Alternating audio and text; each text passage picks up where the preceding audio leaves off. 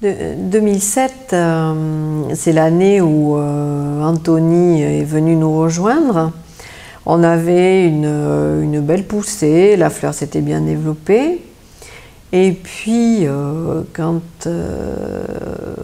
à partir du mois de juin et pour tout l'été, nous avons comptabilisé les averses. Il pleuvait vraiment pratiquement tout le temps. C'est une année où il fallait vraiment, pour les traitements, c'était très difficile. On travaille en agriculture raisonnée ici, mais justement, 2007, il pleuvait tellement qu'il fallait quand même, il fallait traiter, hein, ça fait partie de ces millésimes où on ne peut pas faire autrement.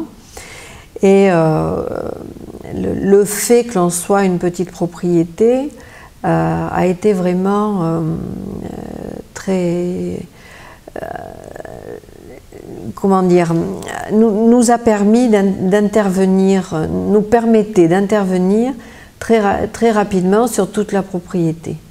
Donc on avait les météos, là on en consulte 4 ou 5 si c'est pas 6 pendant les vendanges, et aucune n'était d'accord entre elles, et donc bon, ces années-là, on sait que c'est bon, c'est cata, et puis on peut pas compter sur des prévisions. Donc ce qu'on faisait, c'est que le tracteur était prêt, les produits étaient pas loin, et le chauffeur aussi. Et donc il commençait à 6 h le matin jusqu'à la nuit, et il pouvait comme ça traiter, quand il y avait une fenêtre là d'une journée, il pouvait traiter toute la propriété. Et ça, bon, ça a été quand même très pénible. Et puis, après, au niveau de la véraison, il pleuvait toujours. Donc, franchement, c'était vraiment très... Moi, j'étais très inquiète. Hein, voilà, je me demandais vraiment ce qu'on allait faire avec ce millésime. Et nos raisins étaient vraiment fin septembre, là, non, pas fin septembre, non, c'était plutôt que ça, autour du 15 septembre, même début septembre, les raisins étaient gorgés d'eau, oui, c'était vers le 10. Et les raisins étaient vraiment gorgés d'eau, je crois qu'on a frôlé la catastrophe à 2 ou 3 jours près. Les raisins étaient prêts à éclater, quoi, hein, c'était vraiment... le pauvre Anthony qui arrivait, il était blanc comme un linge. Et puis, bon, la nature, c'est miracle.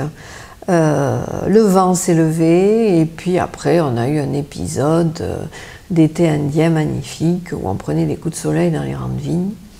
Et voilà, et donc un très joli botrytis. On a fait 2-3 tris selon les parcelles, et c'était vraiment inespéré, quoi. Hein.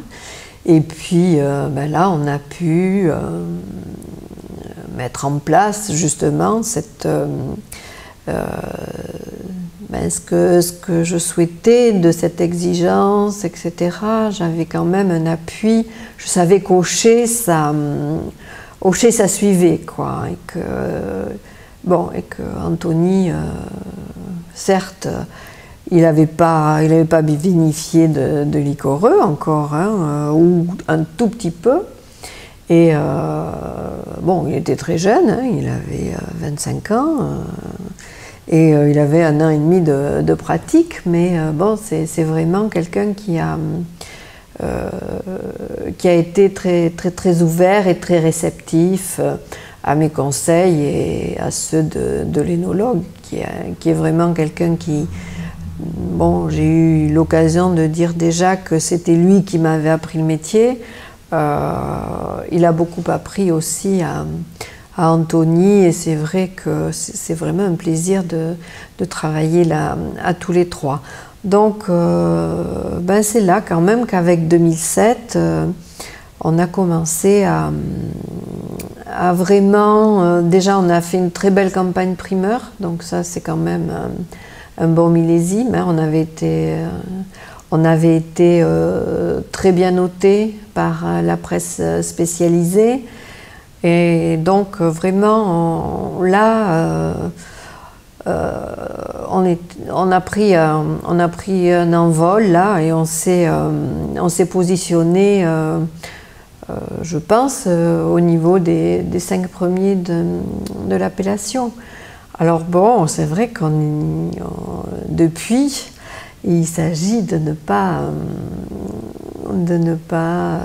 comment dire, de ne pas décevoir les gens qui sont amateurs de nos vins. Et puis pour nous aussi, c'est quand même un challenge de chaque année d'essayer d'obtenir le meilleur vin possible en fonction de ce que nous donne la nature.